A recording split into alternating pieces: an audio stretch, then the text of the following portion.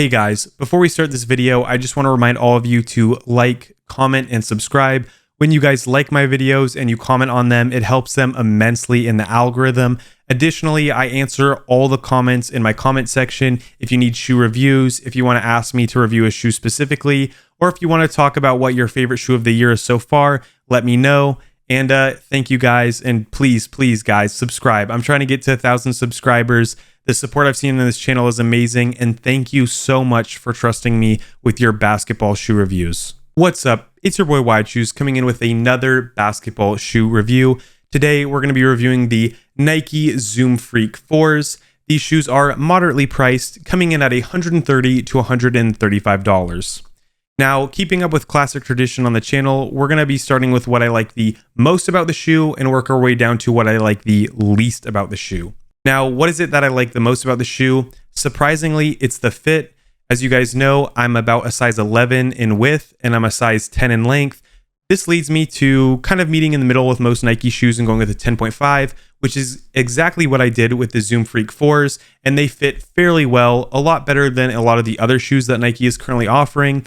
I will say for wide footers, this shoe does not run very long. It runs just the slightest bit short, so if you want to go up half a size, this is a very safe shoe to do so. So these get my wide footer stamp of approval. All right, now what is my second most favorite part of the shoe? It's definitely going to be the lockdown support and lacing system. Starting with the lacing system, we get this tongue with extra padding. I'm a very big fan of the extra padding tongue. We saw this on the Immortality 2s, and I'm glad that they found their way onto the Zoom Freak 4s. This tongue allows you to really pull your laces tightly without having to deal with any of that upper foot cramping or pain that a lot of people may experience when using tongues that are not as thick. Additionally, although there is nothing really special in appearance or technology of the lacing system closer to your toes, I found that I was still able to really pull the lacing system tight there as well and not deal with any of the usual issues that brings up. So no cramping, no pain with the laces. So the lacing system was very good, and that is very important to me. Additionally, in terms of the lockdown or the support, I'm a very big fan of this external outrigger that's built into the shoe right here. It's kind of this extra little table underneath the Zoom unit. This prevents your shoe from rolling over when you drive. Also, because the shoe is so wide, you just get a lot of stability from left to right, and I felt very confident when I was going in for my layups that I would not roll my ankle. Although I am not someone who rolls my ankles often, I do notice that when shoes don't have this little extra outrigger, I feel a lot less stable, and due to there being an outrigger present here, the stability is just very high in the shoe. Now, although I have said this is my second favorite part of the shoe, I do have to knock the shoe down for having no midfoot shank. Basically, there's typically a carbon fiber plate here. Without the shank, essentially the shoe is a lot more flexible, and for someone with high arches, playing in shoes that don't have a shank can cause the arch part of my foot to kind of cramp up and ache and hurt. Although I did not experience this with this shoe at all, I do think if you're someone who gets midfoot pain, the Zoom Freak 4s do open the door for you having cramping in the bottom of your foot. So that is something to be aware of. Basically, if your midfoot cramps a lot, you may want to pass on these shoes. Now, what is my overall score for the lockdown support and lacing system of the shoe? I'm going to give the Zoom Freak 4s an 8.4 out of 10. All right, now what is my third most favorite part of the shoe? It's definitely going to be the traction. Unfortunately, although this is my third most favorite part of the shoe, I do have to admit the traction is a bit lackluster on the Zoom Freak 4s. The main problem is that there is a massive break in time for these shoes. You have to probably play in these shoes for about 3 or 4 sessions before the traction breaks in and starts performing normally. When I first put this shoe on, I experienced a lot of sliding in all directions, and I was very worried about continuing to wear the shoe until about 3 or 4 sessions in my experience, the shoe did break in and traction did just well enough to get the job done. Additionally, another knock on the traction is that there is a lot of dust collection, and on top of that, the shoes are not the easiest to wipe. Sometimes when I would wipe this shoe on my foot, I would have to just stop playing or wait for a dead play, and I look like a weirdo just kind of hacking at my shoe to get all the dust off of it. So yeah, the traction, it's really not the best. There is a major break in time, but I will say there is one good thing about the traction. Due to this traction pattern being so multi-directional, there is a lot more consistency of the shoe. So essentially, you're getting about a 7 out of 10 performance, maybe a 6 out of 10 performance, but that performance is consistent in all directions. So when I would go from left to right and forward to backwards, I knew exactly what was going to happen. I knew exactly about where my foot was going to stop. So the consistency of the traction is fairly good. Also, one more thing that I like to say about the traction is this traction pattern looks like it is not going to be very durable. So if you're going to be playing on an outdoor court, you may not be having the most long-term pair of shoes on your feet. And also, when I played outdoors compared to indoors, the shoes did perform significantly less well on the outdoor courts. So if you're playing indoor, these shoes will perform just good enough. If you're playing outdoor, the shoes aren't going to perform very well, which is very disappointing. All right, so what is my overall score of the traction for the shoe? I'm going to have to give it a 6.7 out of 10. All right, now what is my fourth most favorite part of the shoe? It's definitely going to be the materials of the shoe. Now, to start off on a positive note, the shoe is extremely breathable. In my most recent basketball sessions with other shoes, I've had to switch from thick socks to very thin socks because my feet have been overheating. However, with the Zoom Freak 4s, I was able to wear my normal thick socks with no heating issues at all. Literally no other shoe this whole year has been able to accomplish that. So these shoes are very good for breathability.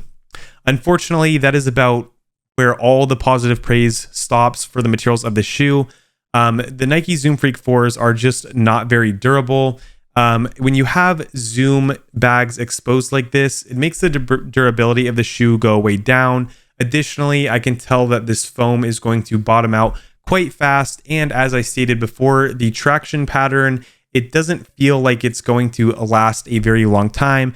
So if you're someone who wants to wear this shoe outdoors, it's not going to be very good, which is a very big shame because the breathability is so good. So if you were under the sun on an outdoor court, you would be fine.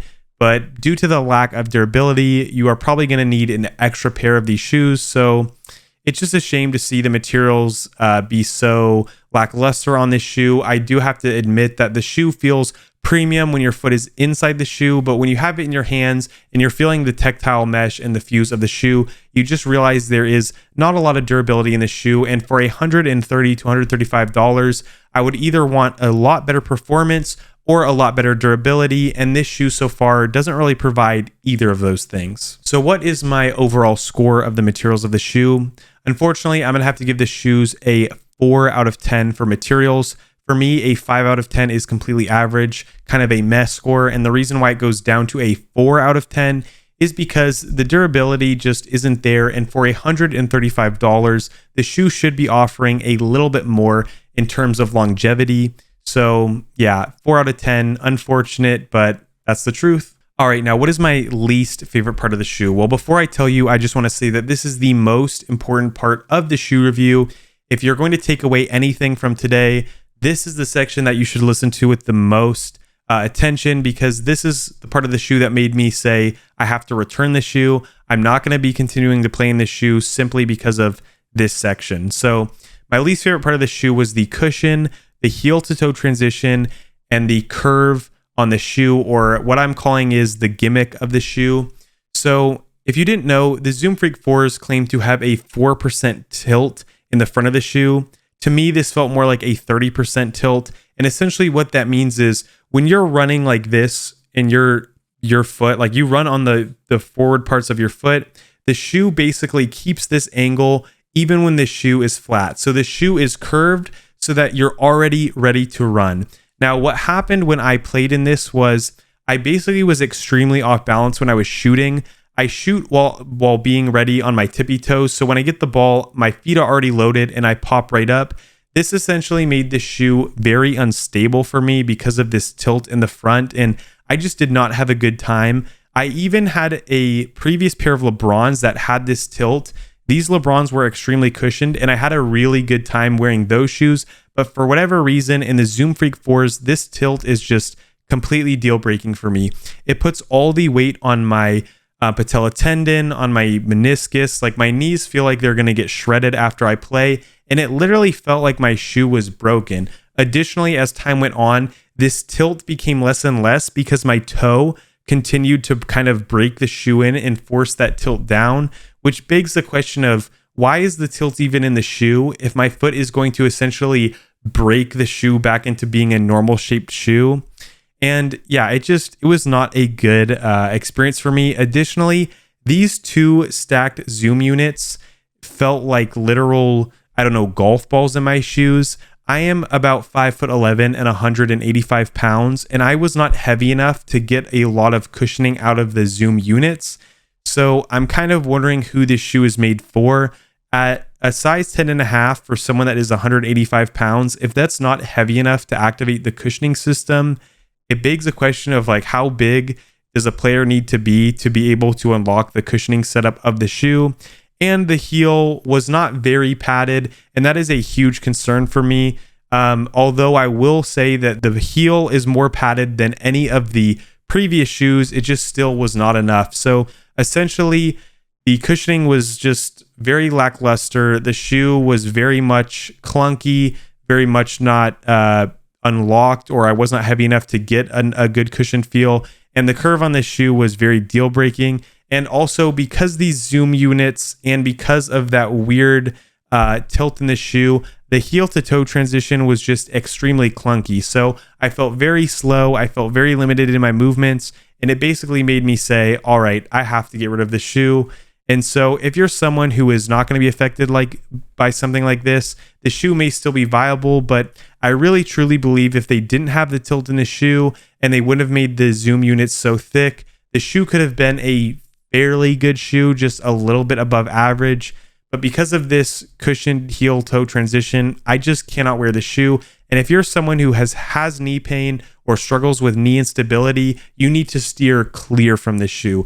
Literally get anything else. Hell, I would even say put on some running shoes instead. It is just not a safe shoe for me to play in. And I was surprised by the other reviewers or the other basketball shoe reviewers saying that they didn't really notice it. For me, it was just so abundantly clear that it was there, and I really did not like it. So an overall score for the cushioning, the heel to toe transition, I'm going to give it a 2 out of 10, which is my lowest score ever. And I hope it is the lowest score ever.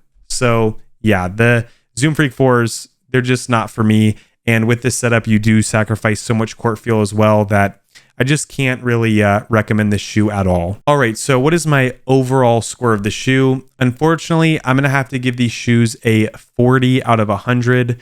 I personally cannot even play in the shoe. If it was down to my own personal preferences, I would be giving this shoe essentially a 10 out of 100 or a 0 out of 100. It's just not wearable for me. I do, however, think that a lot of people will not suffer from the same issues I did.